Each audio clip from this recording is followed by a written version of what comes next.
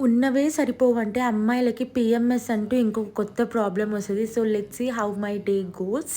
I am all set for the day. మనకి health ఎలా ఉన్నా, మూడ్ బాగున్నా, బాలేకపోయినా ఇంట్లో పెట్స్ ఉన్నప్పుడు దానికి మాత్రం మనం టైంకి అన్నీ చేసి పెట్టాలన్నమాట.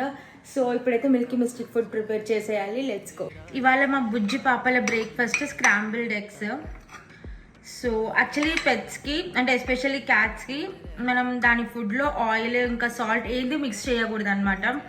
సో అలా అయితే నేను దానికి సింపుల్గా స్క్రాంబుల్డ్ ఎగ్స్ ప్రిపేర్ చేసేసాను. సో నేనైతే ఈ క్యూటీస్కి కడుపు నింపేశాను. ఇప్పుడు నా కడుపు నింపుకోవాలి. ఈ టైంలో అస్సలు ఫుడ్ తినబుద్ధి కాదు, బట్ అస్సలు స్కిప్ చేయకండి ఫుడ్. ఎందుకంటే ఆ పెయిన్ భరించడానికి మన బాడీకి ఎనర్జీ కావాలి. ఏదో ఒకటి ఖచ్చితంగా తినండి.